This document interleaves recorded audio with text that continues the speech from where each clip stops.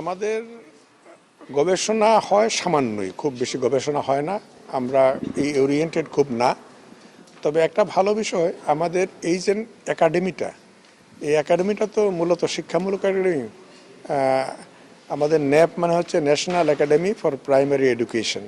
ফলে তাদেরই ম্যান্ডেট গবেষণা করার। তারা কিন্তু গবেষণা করে, তাদের বাজেট খুব বেশি না, কিন্তু তাদের গবেষণাগুলো ছোট ছোট হলে পরেও গবেষণাগুলো বাস্তবধর্মী, আমাদের সমস্যাগুলো নিয়েই তারা গবেষণা করে, যেগুলো অ্যাপ্লিকেবল।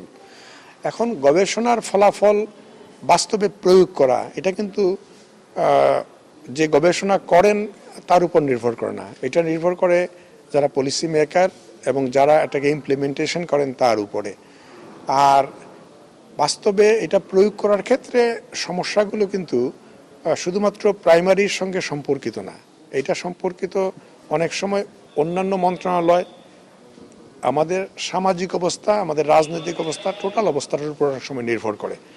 ফলে সবসময় যেন সব কিছু অ্যাপ্লিকেবল হয়ে যায় তা না, তবে অনেকগুলো বিষয় অ্যাপ্লিকেবল হয়। অনেকগুলো বিষয়ে আমরা এই গবেষণার ফল থেকে আমরা একটা দিক নির্দেশনা পাই যে আমাদের এই দিকে আগানো দরকার। যখন আমরা দেখি যেমন আমাদের গবেষণা হয়, আমাদের লিটারেসি, নিউমারেসি, এইগুলোর বাচ্চাদের অবস্থাগুলো কেমন এবং সেই ক্ষেত্রে আমরা কী করতে পারি, আমরা এই বুদ্ধিগুলো কিন্তু কাজে লাগাই।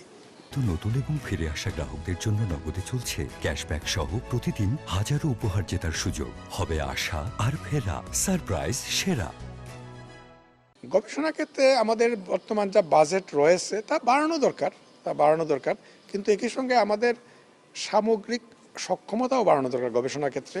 আর এটার ইমপ্লিমেন্টেশনটা বাড়ানো দরকার। শুধুমাত্র আলাদাভাবে গবেষণার ক্ষেত্রে বাজেট বাড়িয়ে লাভ হয় না, কারণ আমাদের প্রজেক্ট চলতেছে, আরও নতুন প্রজেক্ট আসবে জরাজীর্ণ স্কুলগুলোকে। এখন আমরা যেটা করছি, আমরা প্রজেক্টগুলো এমন ধরনের নিচ্ছি যে চাহিদা ভিত্তিক করা, অর্থাৎ যেখানে স্কুলের বিল্ডিংয়ের চাহিদা আছে সেইখানে তার মানে ছাত্র সংখ্যা এবং ধরুন এই কমিউনিটিতে কেমন সংখ্যক ছাত্র হতে পারে তার উপর ভিত্তি করে যে বিল্ডিংটা কততলা হবে, এইভাবে এই বিল্ডিংটার জন্য মাঠ ভরাট করা প্রয়োজন কিনা, ওয়াল দেওয়া প্রয়োজন কিনা, অর্থাৎ চাহিদা ভিত্তিক করা।